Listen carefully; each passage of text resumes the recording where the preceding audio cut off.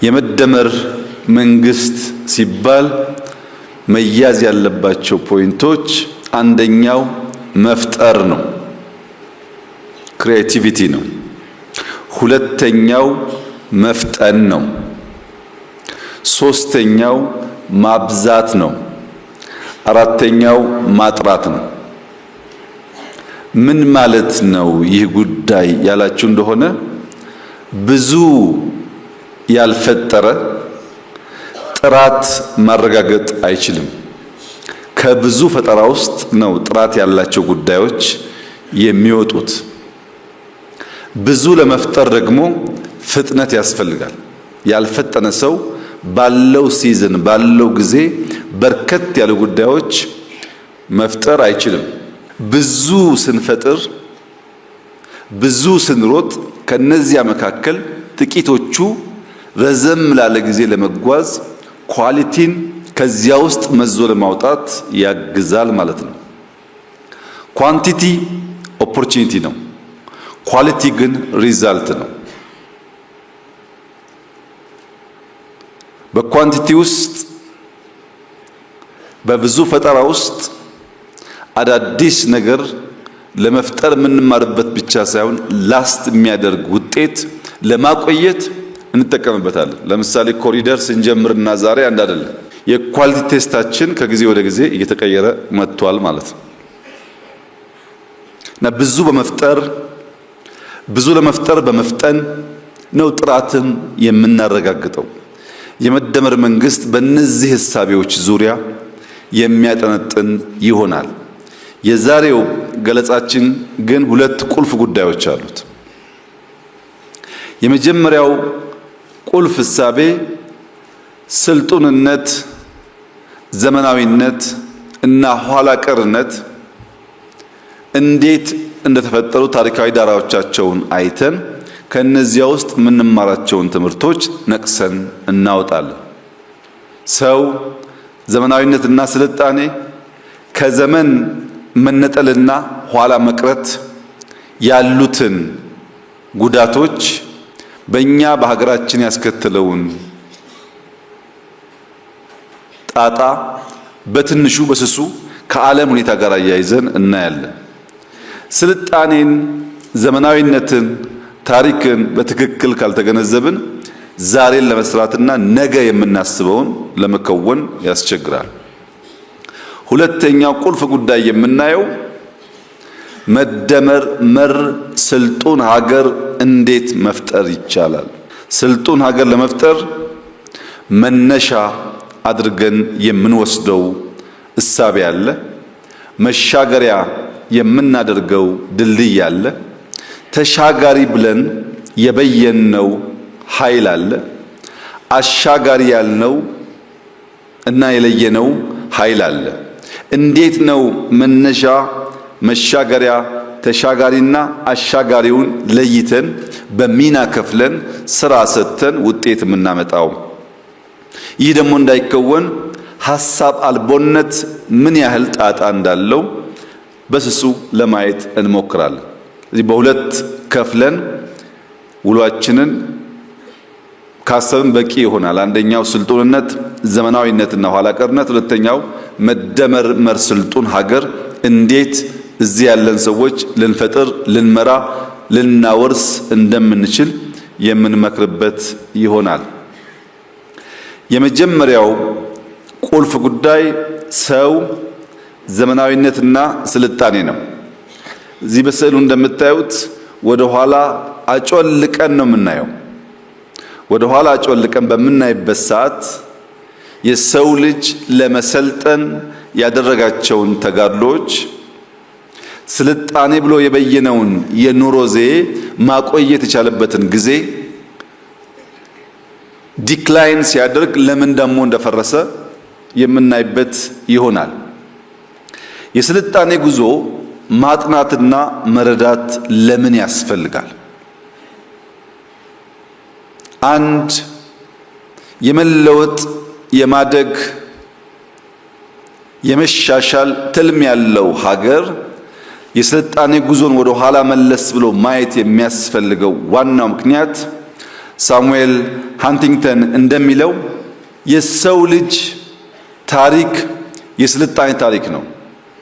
ታሪክ የሚባለው ጉዳይ ራሱ የሱልጣኖችና ስልጣኔያቸውን በበላይነት መናገር ማስጨበጥ የቻሉ ግለሰቦች ስብስቦች እውነት ነው እንጂ የብዙ ተሸናፊዎች የብዙ አሸንፈው መናገር ያልቻሉ ኃይሎች የተረሱ በርከት ያሉ ጉዳዮች ይኖራሉ።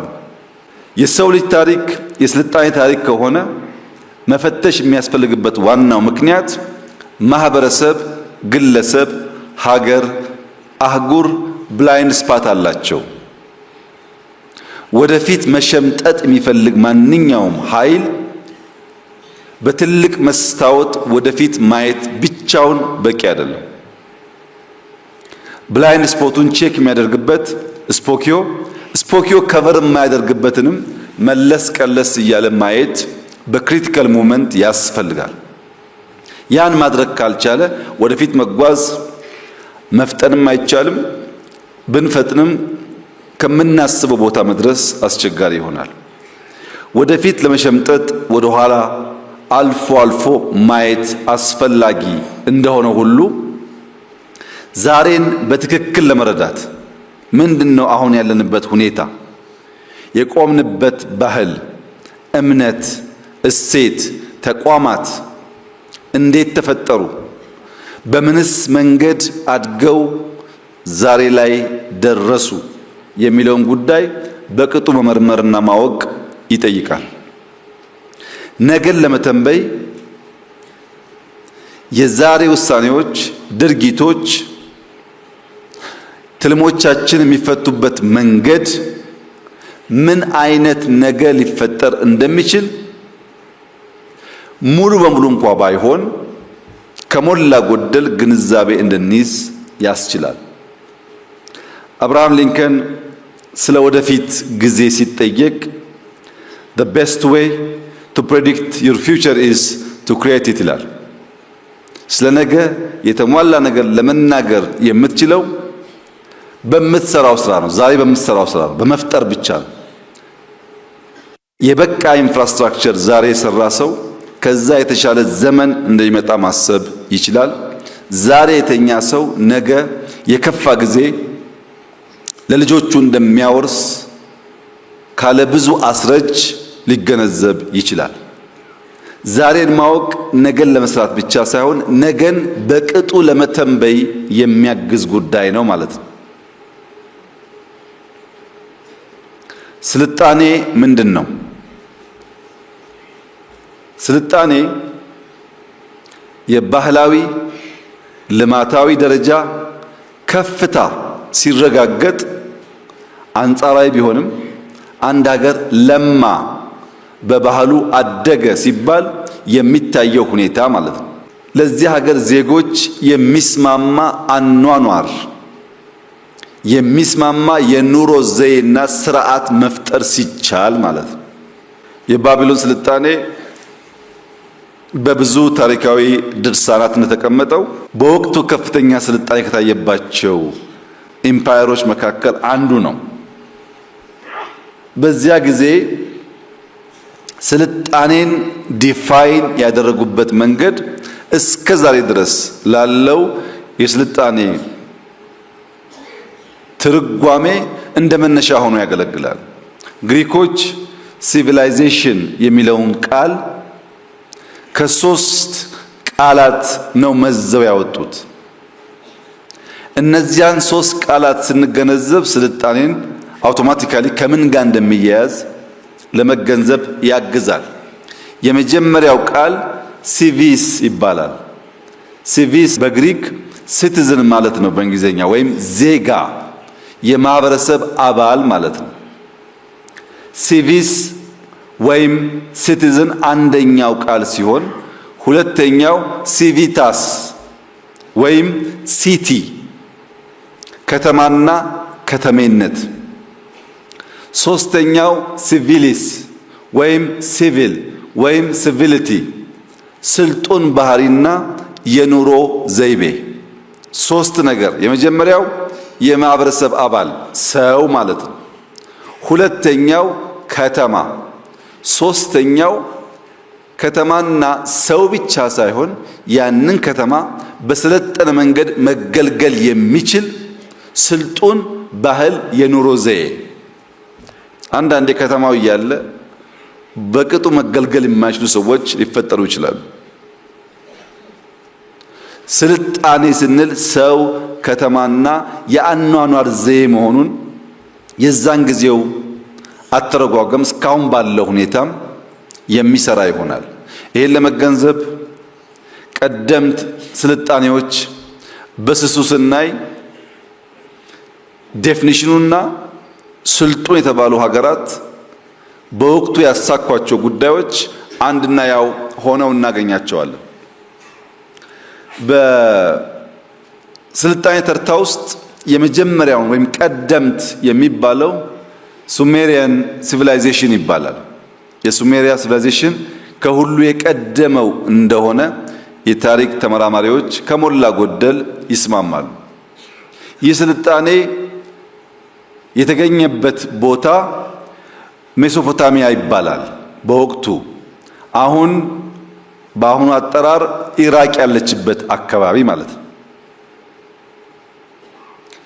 የዚህ ስልጣኔ ጊዜ 4000 ዓመተ ዓለም ገደማ ሲሆን የአሁኑ ሲጨመርበት 6000 ዓመት ገደማ ይሆናል። የዛሬ 6000 ዓመት ገደማ ሜሶፖታሚያ አካባቢ የነበረው ስልጣኔ የመጀመሪያው ፈርቀዳጅ ስልጣኔ ተብሎ ይወሰዳል። የዚያ ስልጣኔ ፋውንዴሽን መሰረት ግን በጤግሮስና ኤፍራጥስ ወንዞች መካከል የተፈጠረ ነው። እነዚህ ወንዞች እና ያ ቦታ እና ያ ጊዜ ተደምረው የሱሜሪያን ስልጣኔን የሚገልጡ ሲሆን በወቅቱ የነበረው ዋና ዋና ግኝት አንደኛ የጽሑፍ ቋንቋ ነው። ሁለተኛ ከሞላ ጎደል የተቀየሱ መስኖ መሰል ግብርናዎች ናቸው። ውሃን ከኮርሱ በተወሰነ ደረጃ ዳይቨርት የማድረግ ልምምድ። ሶስተኛ ከተማና ኪነ ህንፃ ናቸው። የነዚህ ቅሪቶች አሁንም ይታያሉ። እንደምታዩት ያንን ስልጣኔ የሚያሳየው ቅሪት በጽሁፍ የሚነበብ ብቻ ሳይሆን በአይን የሚታይ የሚዳሰስ ነገርም አለ። ያ የሚዳሰሰው ነገር ከድንጋይ ክምር የሚዘል ባይሆንም፣ ሁለተኛው ከሱሜሪያን ቀጥሎ የሚገለጸው ሲቪላይዜሽን ኢንደስ ቫሊ ሲቪላይዜሽን ይባላል። የኢንዱስ ሲቪላይዜሽን ተብሎ ይጠራል። የኢንዱስ ሲቪላይዜሽን ጊዜው ወደ 3300 ዓመተ ዓለም ገደማ ይገመታል። አሁን ካለው ጋር ወደ 5300 ገደማ ዓመት ይሆነዋል። ቦታው በደቡባዊ ኤዥያ ዛሬ ሰሜን ህንድ እና ፓኪስታን አካባቢ እንደሆነ ይታመናል። መሰረቱ የኢንደስ ወንዝ ነው። ወንዝ፣ ሰው፣ ከተማ አይለያዩ። የተመሰረተው ኢንደስ ወንዝ አካባቢ ነው። በዚያ በኢንዱስ ቫሊ የተገኙ ዋና ዋና ግኝቶች አንደኛው ፕላንድ ሲቲስ ናቸው። ከነበረው የተሻለ በእቅድ በፕላን የሚመሩ ከተሞች እና የፍሳሽ አወጋገድ ስርዓት አንዱ የሚጠቀስለት የስልጣኔው ማሳያ ነው። ሶስተኛው በቅደም ተከተል ሲቀመጥ ኤንሸንት ኢጂፕሽያን ሲቪላይዜሽን ነው። የኢጅፕት ስልጣኔ ጊዜው ወደ 3100 ዓመተ ዓለም ይሆናል። አሁን ካለው ጋር ሲደመር ወደ 5100 ዓመት ይሆነዋል። ቦታው ምስር አካባቢ ነው። አሁን ያለችውን ግብጽ እንዳለ አያሳይም። ደቡባዊ ግብጽ የኑቢያ አካል ስለሆነ መሰረቱ የአባይ ሸለቆ ነው። ግኝቱ ፕራይመርሊ ግብርናና ኪነ ህንፃ ነው። አራተኛው የቻይኒዝ ሲቪላይዜሽን ነው። አብዛኛው ሂስቶሪያን የሚስማሙበት 3000 ዓመተ ዓለም ገደማ የነበረ አሁን ካለው ጋር 5000 ዓመት የሆነው ስልጣኔ ነው።